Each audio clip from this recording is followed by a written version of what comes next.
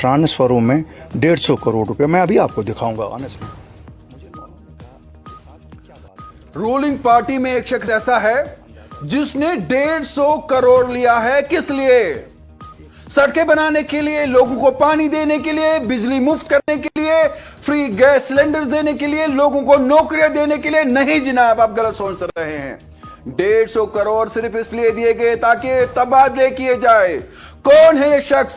और national conference, Omar Abdullah की सरकार, उमर साहब किससे डर रहे हैं? अगर अल्ताफ बुखारी इस तरह के इल्जामात लगा रहे हैं कि एक फर्द वाहिद सब कुछ नेशनल कॉन्फ्रेंस में बैठकर रूलिंग पार्टी का 150 करोड़ इसलिए लेता है ताकि तबादले किए जाए, तो इस शख्स के बारे में जांच होनी चाहिए। इसकी बारे में न सिर्फ सरकार को बोलना चाहिए, लबकुशाई करनी चाहिए, बल्कि मकामी एजेंसियों को भी इस बारे में बोलना चाहिए। और अल्ताफ बुखारी ने जो बॉम्बशेल गिराया है इसके बारे में पूरी मुकम्मल मुफस्सल जांच होनी चाहिए।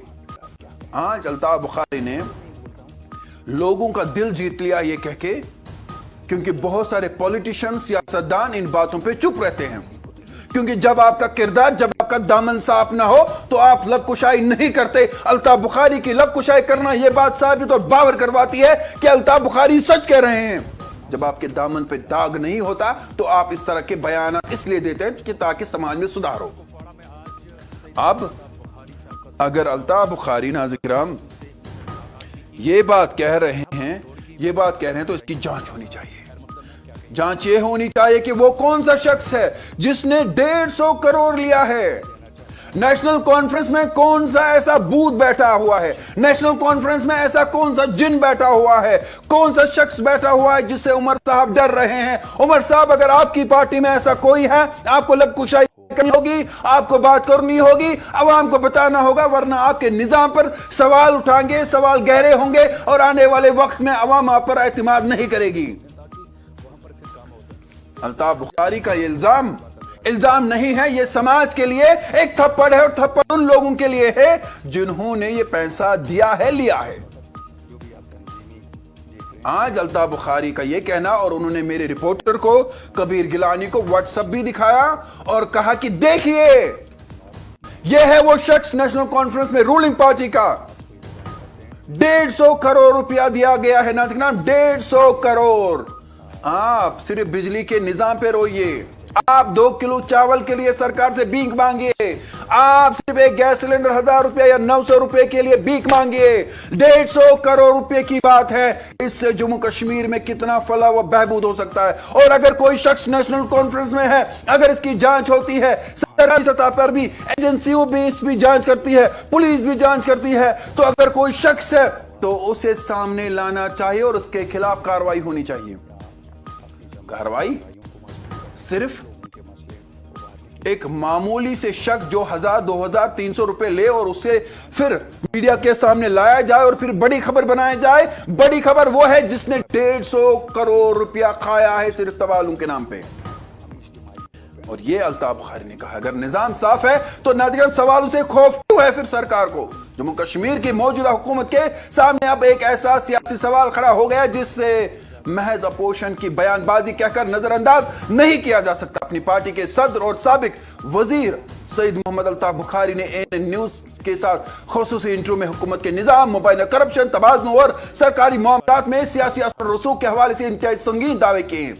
उन्होंने इल्जाम लगाया कि अपोजिशन उरूज पर है, यानी करप्शन उरूज पर है, और रियासत के कारोबारी और इंतजामी मामलात मखसूस लोगों को दिए जा रहे हैं और तबादलों के लिए पैसे मुबैना तौर पर करोड़ों, और उन्होंने कहा 150 करोड़ रुपए तक की रकम दी गई है।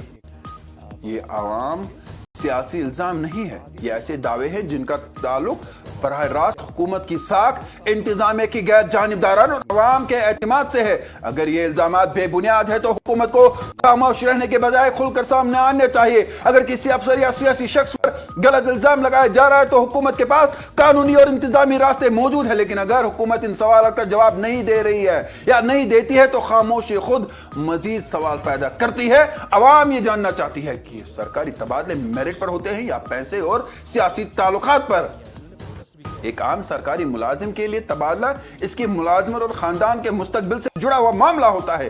اگر کسی عہدے یا تبادلے کے لیے واقعی کروڑوں روپے کے لین دین کی بات ہو رہی ہے تو یہ صرف ایک فرد کا مسئلہ نہیں ناظرین کرام بلکہ پورے نظام کے لیے خطرے کی گنجی ہے.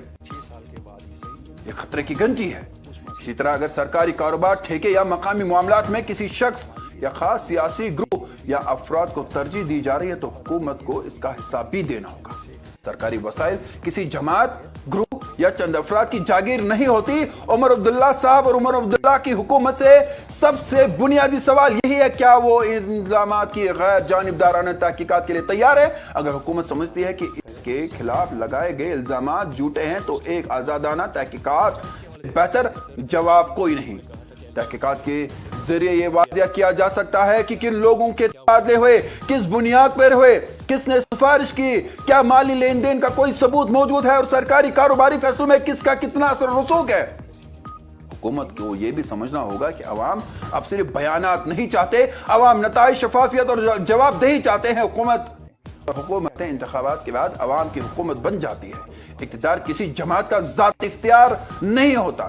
سرکاری ادارے، سرکاری ملازمین، سرکاری ٹھیکے اور سرکاری وسائل عوام کی امانت ہے. اگر نظام صاف ہے تو تحقیقات سے ڈرنے کی کوئی وجہ نہیں، اور اگر الزامات غلط ہے تو حکومت کو ثبوت کے ساتھ انہیں غلط ثابت کرنا چاہیے. لیکن اگر سنگین الزامات سامنے آنے کے باوجود حکومت خاموش رہتی ہے تو پھر عوام کے ذہن میں یہ سوال مزید مضبوط ہوگا کہ آخر حکومت جواب دینے سے گریز کیوں کر رہی ہے.